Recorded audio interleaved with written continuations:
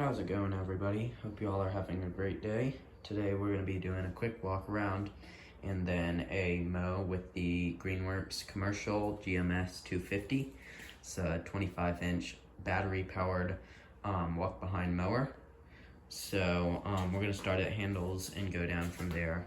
We got two handles up here. The back one is the blade, so just push that button and then pull the back handle, and that's going to be the blade. That front one is self-propel, and that's the variable speed for the self-propel. Right here, down where the handle meets this metal bar here, there are three options for the height of the handle. So you just pull these tabs out right here. Gotta take the tension off of it and move them to whatever height you prefer. I do it the middle one, but that's just me. You do whatever you'd like. Let's see, right here we have the safety key. I don't normally take that out, but that's whatever your preference is as well. 2 ports for the batteries, though the batteries last probably about an hour and 15 minutes on normal mowing. So I normally don't put 2 batteries in, but that's your preference. Right here, to take them out, we just push down and then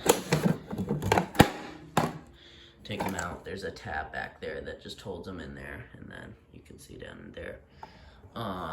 There's a handle up front, which is nice. Then over here, there are 7 heights for the deck. Very easy, very simple. And then right over here, this is just the switch for when it's flipped up. It won't turn on or anything or go self-propel or whatever. Let me flip the mower up and then we can see the blades.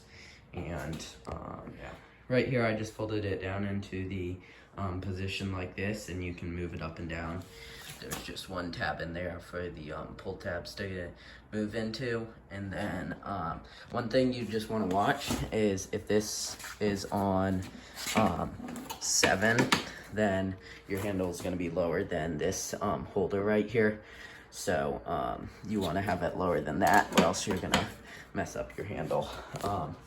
These tabs right here, this one you can see is bent, but I think it kind of came like that, but might have bent it over time. I've had this for about 2-3 months, but then all you have to do is just lift this up, and I store it right over there in the upright position normally, unless I know I'm gonna mow here soon.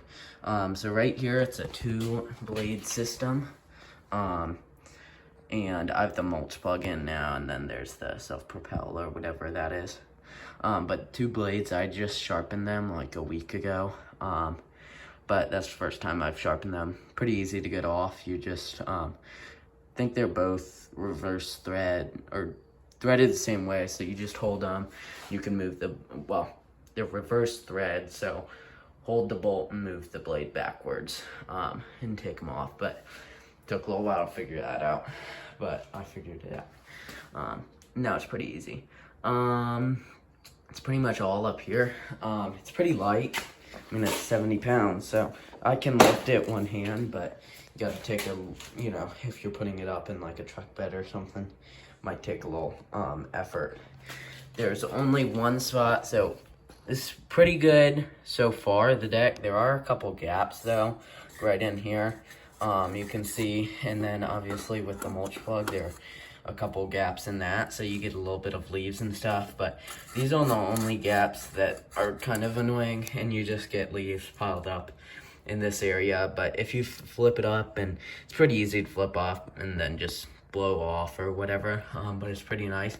These wheels up here do move a little bit. You can see I'm moving the other one. It's just moving back and forth a little bit, so it takes the bumps a little easier, but so far so good. This handle is a little wobbly, but it's not a problem. So let me flip this back down, and then we'll mow a little bit.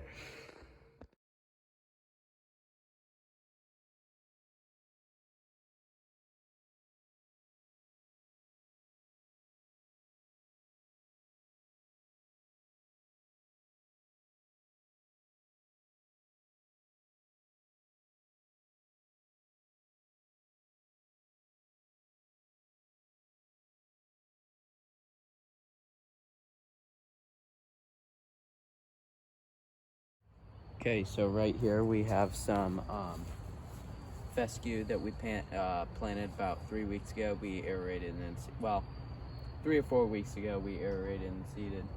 And we're gonna mow it now. I'm on 6, so the second highest height, and mulching because that's what's best for this. We're not cutting it down too much. We want to keep its roots pretty tall. That's not possible. Roots pretty strong, and keep it tall enough so it can retain some good water as we go into winter, as well as just the coming seasons.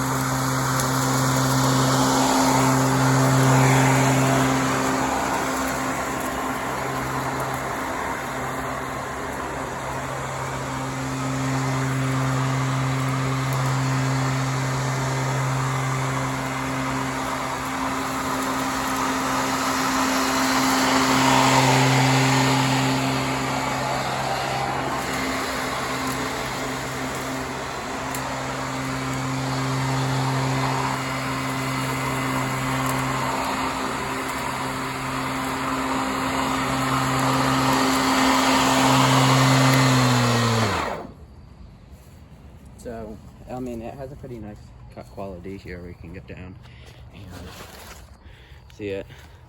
And this is pretty nice. It's definitely not as heavy. This is pretty wet ground. Here, let me see if I can find a good strip of grass.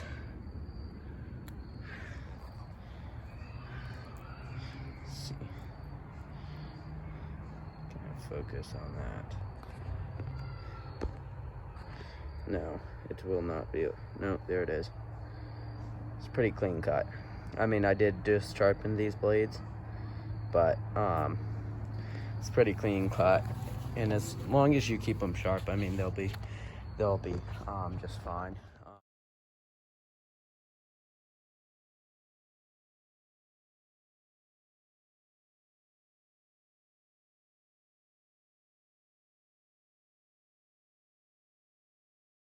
Okay, so we just finished mowing with the mower, and we were probably mowing for about 30 minutes, and it is still at 3 bars, so took about 25% for 30-ish minutes of mowing, so that'll be our first point to talk on. Runtime's pretty good. Honestly, I mean, obviously if you have a gas mower, well, we're going to compare it to a gas mower, at least my experiences with a gas mower. So, I mean, obviously a gas mower, it's as much gas as you have, but you know, you have to put it in every once in a while. But the runtime on this is pretty good, especially when you're bagging, because it's a little less power, although it doesn't really matter. I mean, mulching too, you'll be fine. So let's see. Next, we'll go to cut quality. So the quality on this is pretty good. Since the blades are smaller, they're able to spin faster and take up less battery, which is going to be better cut quality and less battery taken up. So you're going to get a longer run time and such. And I believe it's 2,500 RPM normal, and then 3,200 when it hits some tall grass. When this senses that it hits tall grass, it'll ramp up the RPMs and give it a little more speed. Things I've cut in, I mean, I haven't cut in too big grass, but it'll deal with some big grass. It'll get it done. And I mean, if you're on a higher height, it'll cut it. I wouldn't say though this is made to cut overgrown grass. Obviously, it's a push mower, but you know, it'll cut some tall grass, but not, you know, I wouldn't say it's made every day to cut tall grass. Let's see. I do shred some leaves with it. When I have big piles of leaves, I'll shred them, and that's the only time I've had it bogged down and shut off, probably once or twice. But honestly, if you put a gas mower in the same situation we were doing, it would bog down and possibly shut off as well. And honestly, the nice thing with this is you lift it up, turn it back on. You don't have to crank it like a gas mower or anything, pull start it again. So that's nice. Bagging does fairly well bagging, honestly. I mean, it's not the best. It doesn't pick up everything, but if you're at a good height, it'll pick up most of the stuff you have. The bag does fill up quick if you're in some heavy leaves, but that's just what happens when you're in heavy leaves. So mulching would be, I would say it's pretty fair mulching too.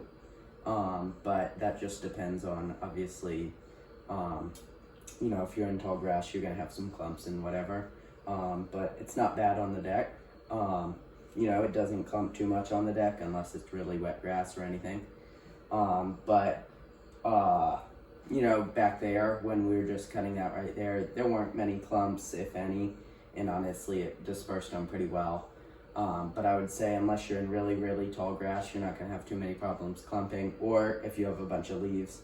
But mulching wise, if you are mulching a bunch of leaves, it does them pretty well, but honestly it doesn't do them the best. I wouldn't say it's as good as a gas mower or anything, but let's see, the 25 inch deck is definitely very nice.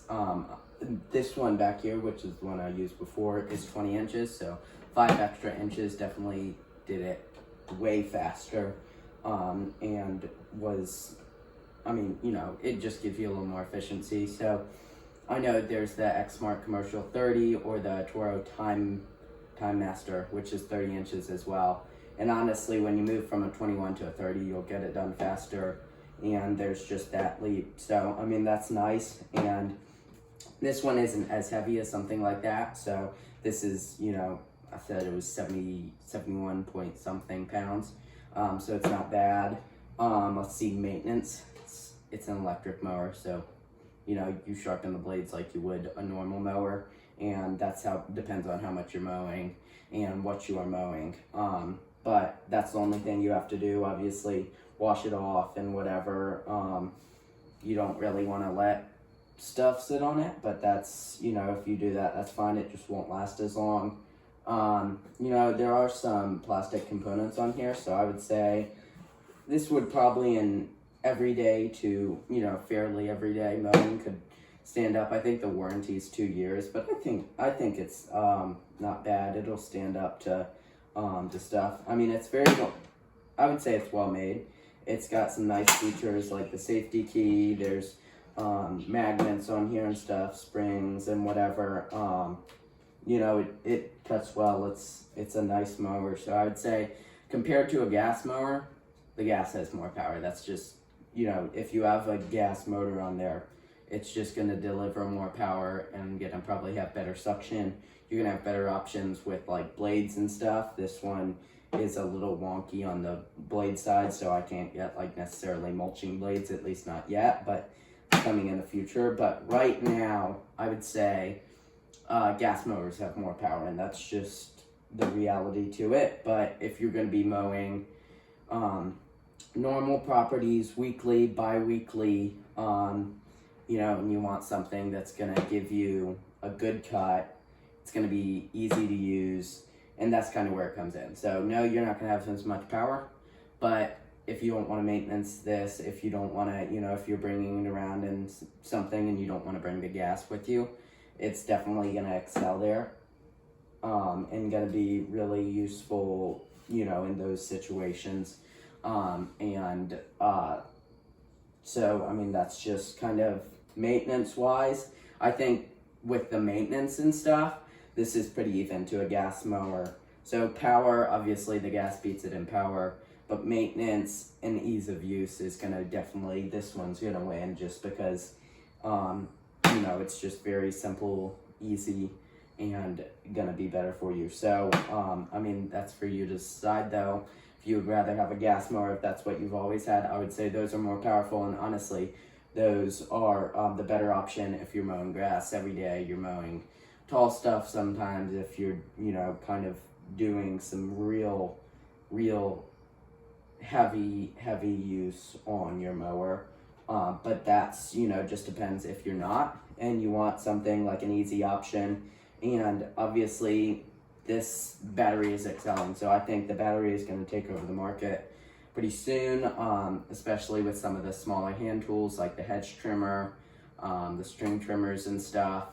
It's just, you know, I mean, I think gas will last, but with all the new innovations in the technology and the bigger mowers that are coming with battery powered, that's, you know, that's gonna win. So that's kind of walk around and use of this.